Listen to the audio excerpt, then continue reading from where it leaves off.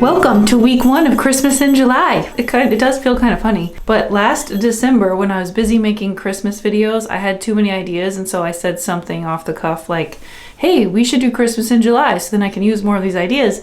And in the comments, people really liked this idea. Please do Christmas in July. And so here I am. It's July. We're having Christmas. If you've ever wondered why craft stores start selling Christmas stuff so early, it's because of people like us. We gotta sew stuff and we should plan it early. So if we need Christmas stuff like bells and pom-poms, we wanna be able to find it even in July. And so yes, we are the reason why Christmas stuff comes so early to the craft stores. Hold on, it's the guitar teacher. Okay, so I lost my train of thought. Gosh, adulting is just full of disruptions. Okay, so I am Nikki. This is Pin Cut. So this is week 1, Christmas in July. I have 4 great Christmassy videos planned to show you. And the first is to celebrate the release of my newest pattern, this little elf doll. This is the girl. Isn't she cute? Look at her little braids. So today in this video, I'm going to make another one of these, but you can already go buy this pattern from my shop, so you can get an early start making your own elf doll. I don't know if you've done Elf on the Shelf or anything like that. Elf on the Shelf came kind of late I think it just grew in popularity in like the last, I don't know, less than 10 years it seems like. And my kids are too old for that. I'm kind of thankful about it. It seems like the kind of thing I would have started out really crazy on and done all kinds of cool stuff with them and then lost steam. I don't know, you'll have to tell me your experience with Elf on the Shelf. But if you want to make it even more special, making your own little elf doll would just be the cutest. So you can go buy this pattern, and for the month of July, to celebrate Christmas in July, you can use the code July to get a discount on all the holiday patterns in my shop. So I'm going to put that link down there too, but the first link will be for this elf pattern specifically. I really hope you guys enjoy it. So today though, instead of doing like a whole walkthrough of this doll, because I've actually done that before, this doll is very similar to the grandparent doll, other than the clothes and little things, of course. And I have a walkthrough of the grandparent doll already. So today though, I want to sew this doll while giving you tips for sewing small things. Sewing small is something that is intimidating to people. There are a lot of tricks though that you can do when you're sewing small, and I have written down like 10 of them. There's kind of a lot to make it easier on yourself so that you are no longer afraid of the fussiness of sewing small. So let's get started making this elf doll and learn how to sew small things.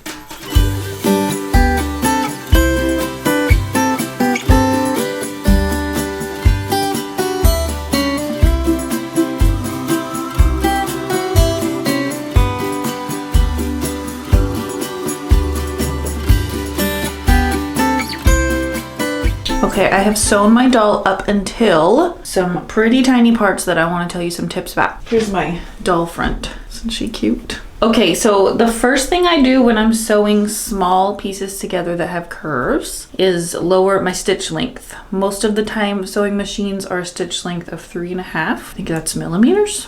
I always lower it to 2 or even 1.8.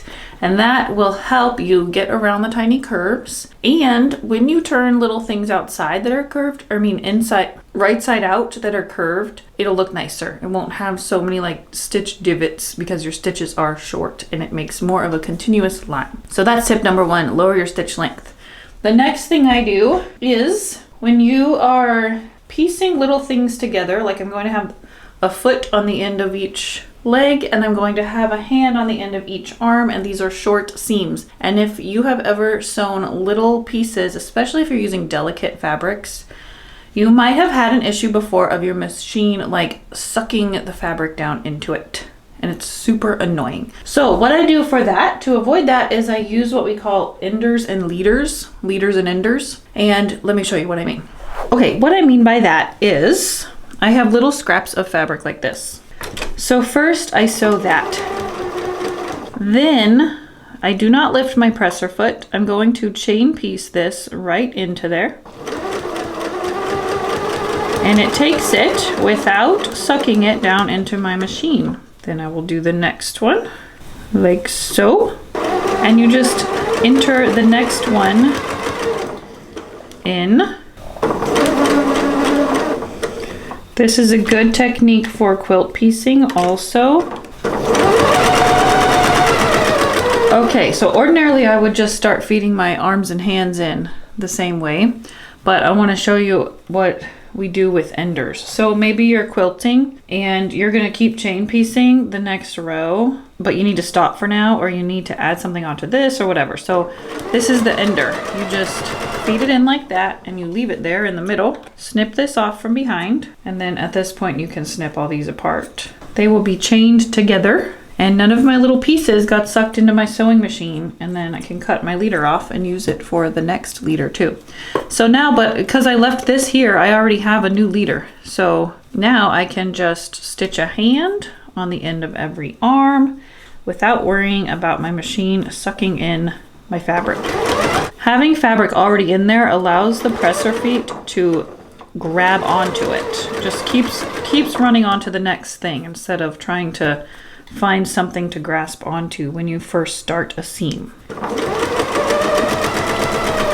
I always keep some leaders and enders right here next to my sewing machine to make things like this just go more smoothly. So there's your second tip, leaders and enders.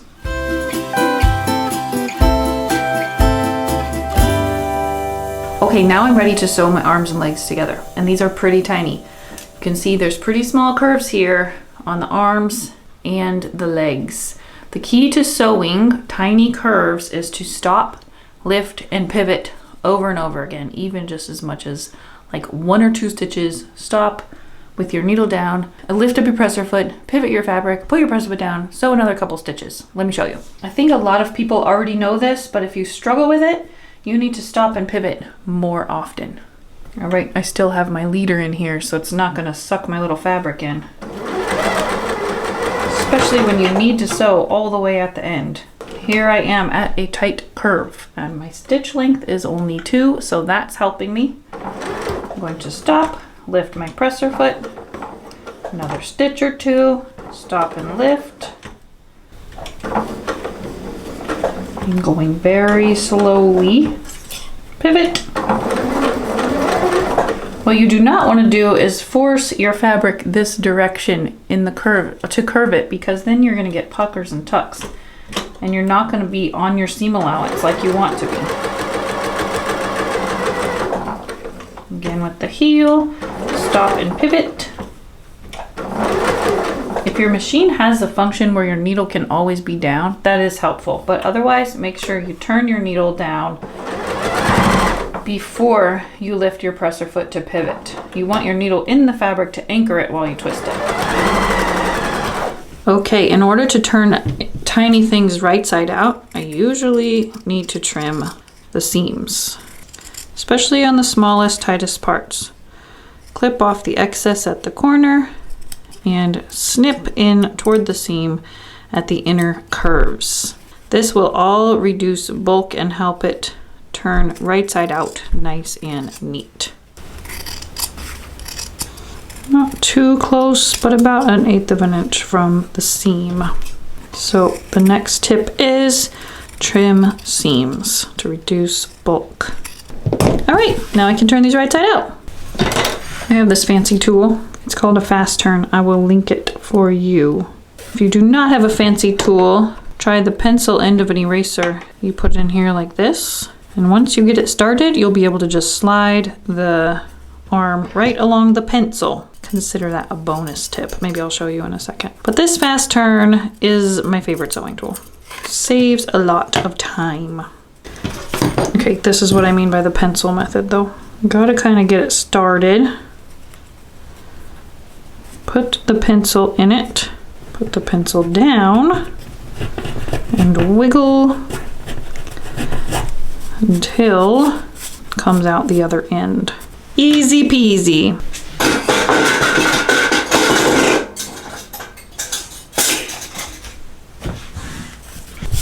All right, they are ready for stuffing, and this is my next tip. When stuffing small things, hemostats are your best friend. It can be really difficult to stuff tiny things without them, but these grab on and push all the way to the end. If you try to use just a regular turning tool, isn't it so frustrating when the turning tool just slips between the the stuffing and just like, it won't shove it in there. If you don't have hemostats, the pencil end of an eraser is, again, an easier way to do it than just a regular tool like this, like the stuffing comes with, you know. Hemostats are also very helpful for turning things right side out. When you just can't quite get your hands in there or you can't grab it, hemostats grab and latch on. That's why they're different than tweezers.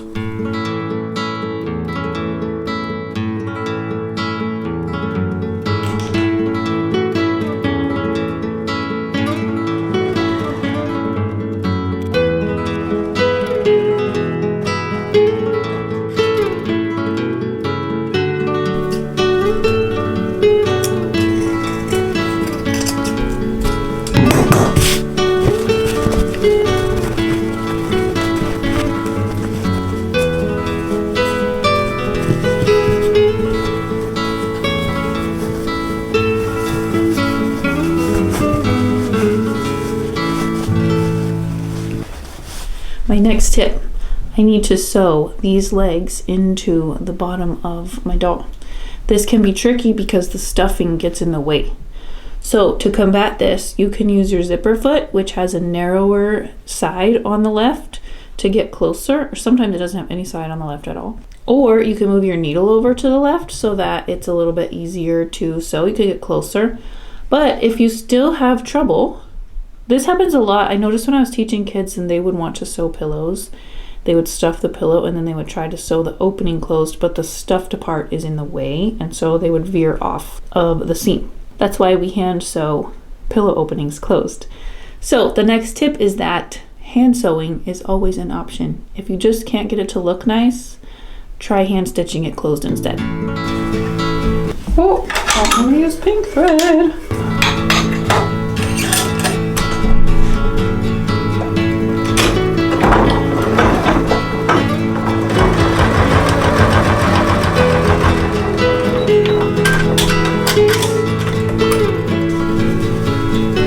Time to braid her hair.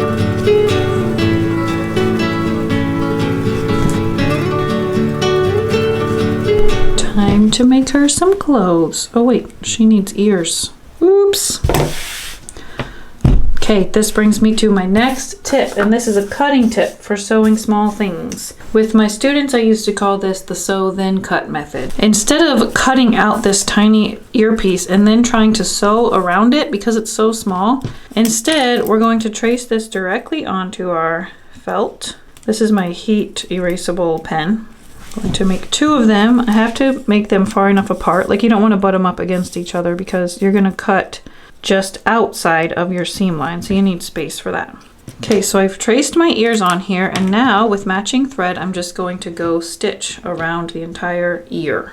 I do have my felt doubled, but the pattern, of course, will tell you what to do.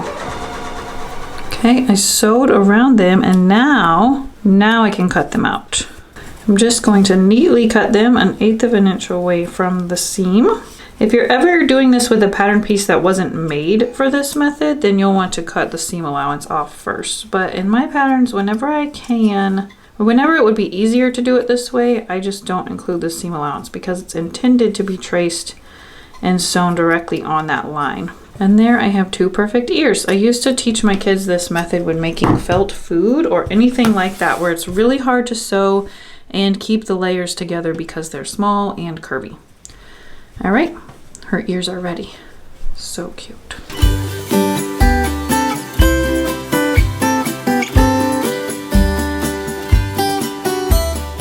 Okay, I finished the doll and her hat, and now I'm gonna make her some clothes. And I have a couple more tips for you when making the clothes. And the first is to sew things in the flat. Let me show you what I mean. When I make patterns for small things like this, I try to make sure that we're sewing things in the flat as much as possible. And in the flat just means literally in the flat.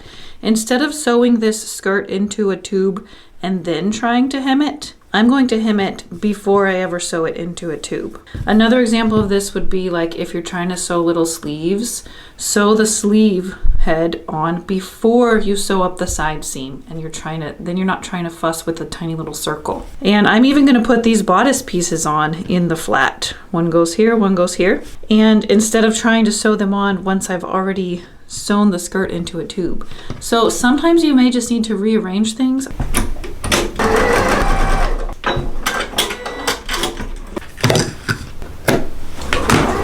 So my next and final tip is that I think when people think about sewing tiny things, they think about, like, for instance, Barbie clothes.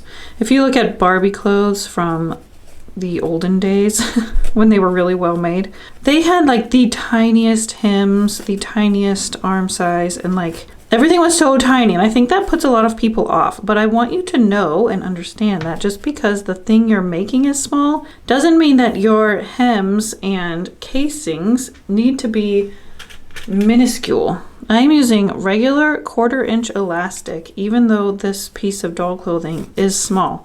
And I made a regular size 3/8 of an inch casing to put it in. And when I hem things, I am not messing around with 1/8 of an inch double turned hems. That's just silly. I am making a normal sized, let's see, what was that? A 1/4 inch hem. And it works out just fine. So don't be put off by trying to make everything so tiny. It really does not need to be tiny. I definitely think though that the biggest thing when sewing Barbie clothes too is the sewing in the flat tip. It's just gonna make the biggest difference. So try to reimagine how you're putting the little garments together. Oh my gosh, look how cute. Okay, I'm gonna finish this and then I'll show you at the end.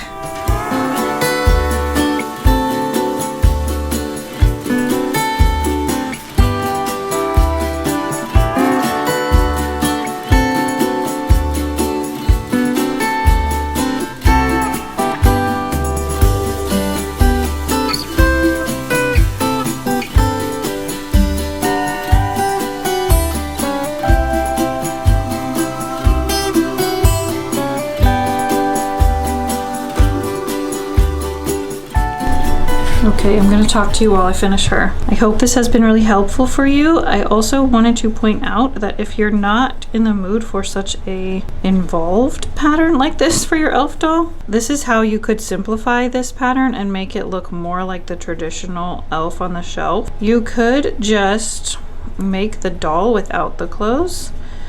You could make it so that the upper body and sleeves are cut from a printed fabric so it looks like his shirt.